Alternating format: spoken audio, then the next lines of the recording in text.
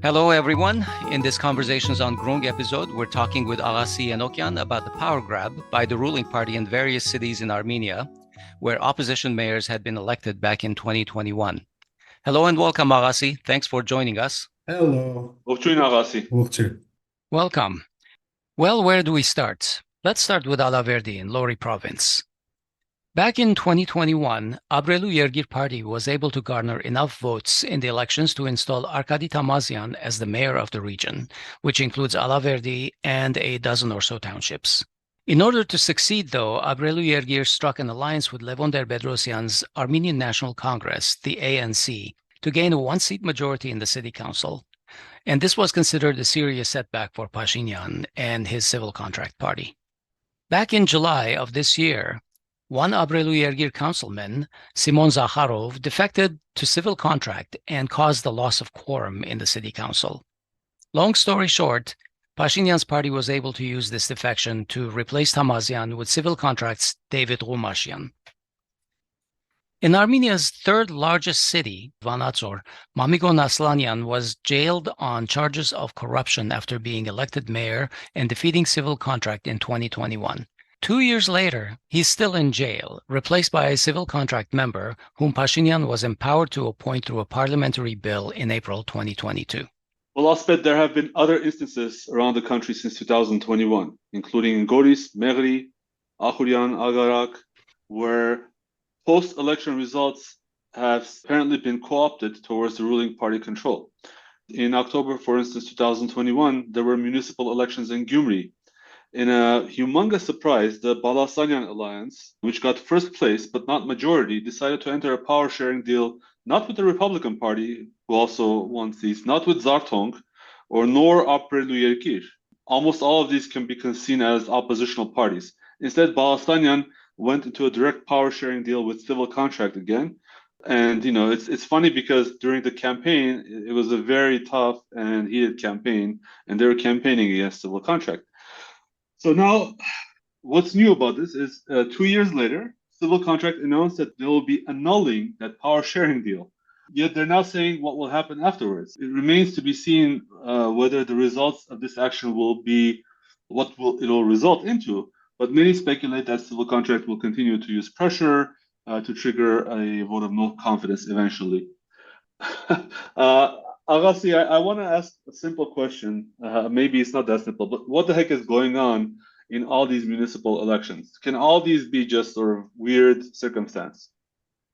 Well, every power has a very important feature. Every power wants more power. It's always in the world. And in some other cases, some other countries, the opportunity or the aim to get more power was limited by two things. One is constitution, the other is opposition. So in Armenia, both of these cases are not working. Constitution was, something like a piece of paper that could be changed, or even if it's not changed, nobody is taking serious attention to this document. And opposition is extremely weak in Armenia, extremely. They cannot do anything even with the more important things. Like the issues with Azerbaijan, issues with war, issues with corruption in the country, and they don't pay enough attention to the local elections. If you remember, they even let in the jail some leaders of the municipalities. They don't even taking into account their being in the jail. Well, when the last time I was in Armenia, I speak with the opposition leaders and asked them, they were talking about the prisoners, about the political prisoners, and I said, well, do you have a count? How many political prisoners do we have there? They said no. They don't know how many political prisoners are in the jail, and of course they cannot advocate for all of them. Well, like the Republican Party is talking mainly about, for example, Armenian Constitution, who is in the jail, and they are advocating for him very well. the Kocharyans union was talking about the Levon Kocharyan, and they helped him to bring back to free from the jail. Mhm. But all the situation with the political prisoners is really very, very devastating. Also, tell us why, for instance, what power is conferred through, Assad through municipal elections, and why is the ruling party so adamant in ensuring full control? Not a single sort of town will remain unconquered, and why the opposition is not considering it as important? Well, let's just think: what does municipalities mean in the politics? I think it's two things. First of all, they are very important resource for the elections, for the national elections, because they have good relations with their people there. They can direct them, they can make pressure on them. This is one thing. And second, of course, is money. They are controlling municipal budgets. So why opposition? Yeah, and why would the opposition care that much about municipal elections? Because you said that they don't consider it important enough to. Yeah, and we saw also like the Iran, like not, for instance, the ARF didn't run in all these municipalities. It only ran in some, I guess, where they thought they would have an easy victory. But if it's so important, why isn't the opposition going after these with that much force? I think, again, I would say there are two things. First of all, it is lack of resources. They cannot take care about the municipalities. They are mainly concentrated on the national things. And secondly, unfortunately, even now, I don't see that they have their agenda. They have their agenda even for the national issues. Well, they are very good for blaming Nikol Pashinyan. But what they should do, they even didn't. I'm sorry to go back to the national things, but they even didn't say that what they will do if they will be in the power. Like, they are not against this so-called peace deal. They don't declare what should be changing. Did you see if they prepare their own vision of the peace deal? Of course not.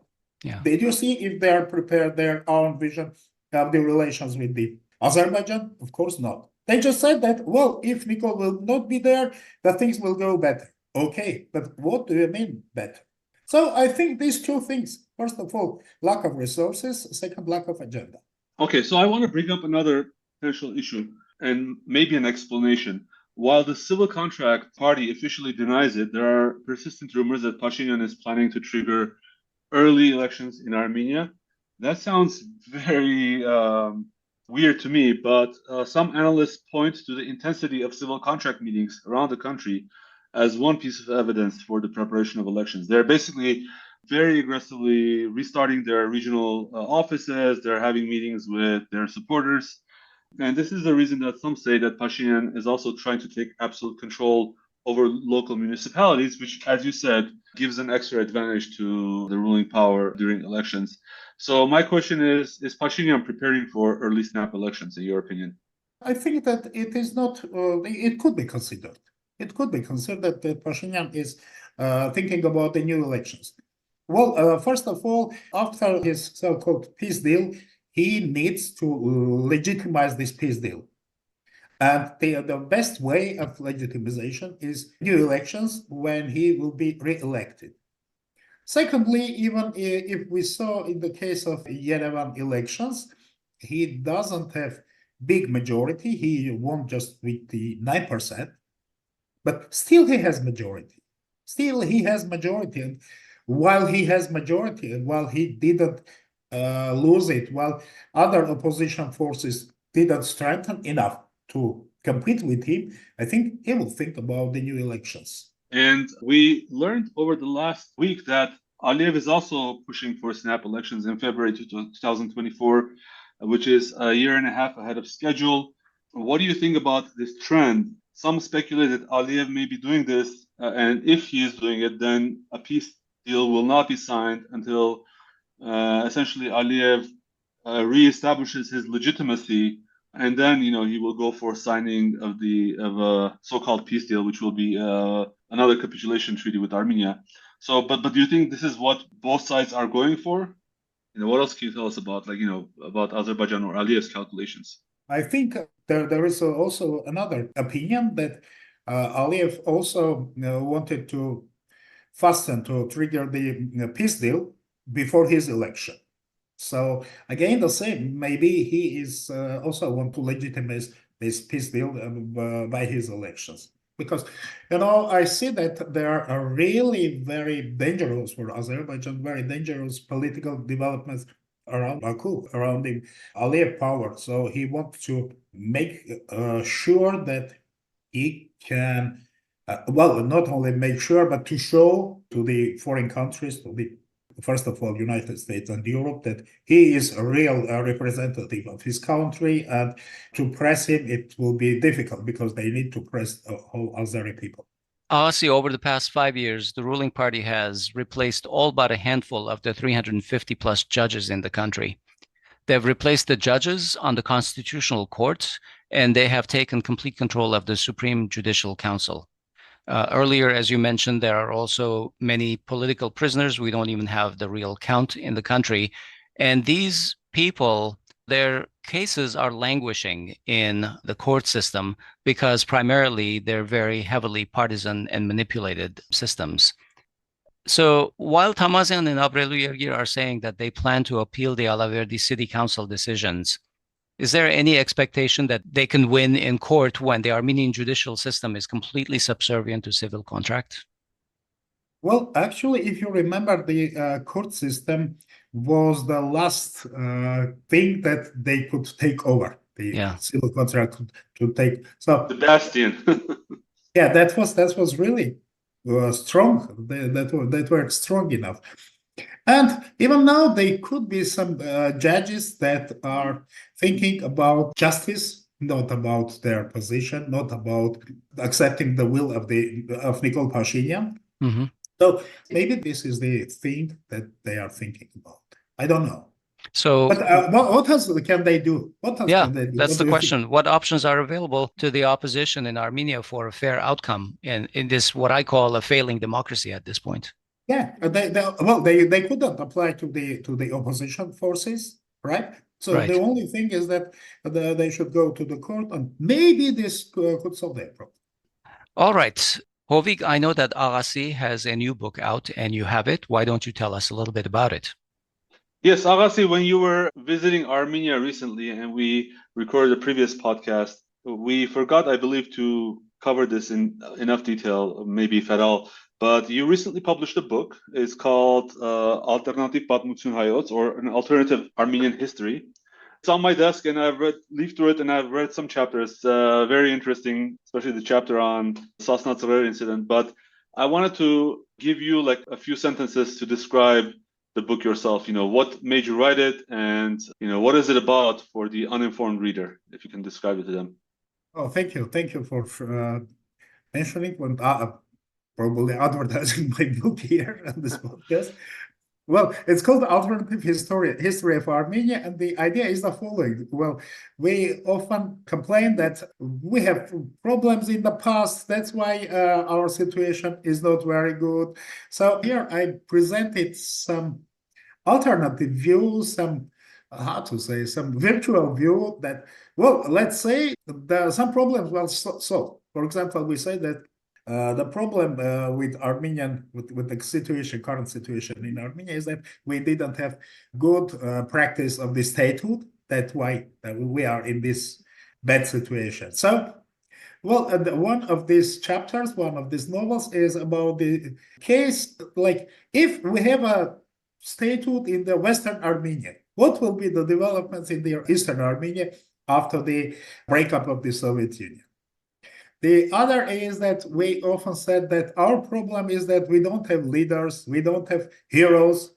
So the other novel is about, well, let's say the most important, the well-known Armenian leaders will come back to Armenia. Will it change the situation or not? So this kind of, alternative, or even I would say experimental view on the history. The book is just there, I guess, 6 or 7 novels there. And each is describing this kind of situation. All right, great. We will include a link to the book online in our show notes. Please check that out. And I know that Aghasi is taking a number of these books to the Armenian bookstores in the Los Angeles area very soon. Yeah, like maybe in a month. Excellent. Thank you very much. Thank you, Aghasi, for joining us today. We'll talk to you soon. Thank you. Thank you. Thank you, Shnagalison. Okay, that's our show today. The episode was recorded on December 13, 2023. Our guest today was Aghasi Yenokian, who is the former director of Radio Free Europe, Radio Liberty, Azadutun office in Yerevan. He is a research fellow at Columbia University in post-Soviet studies and a former lecturer at Yerevan State University. He has studied political theories at the University of Chicago and public policy at Arizona State University. He also has earned an MBA from the American University of Armenia. I'm Asbed Bedrossian. And this is Hovik Manucharyan. Please find us on social media and follow us everywhere you get your Armenian news. The links are in the show notes. Thanks for listening. We'll talk to you soon.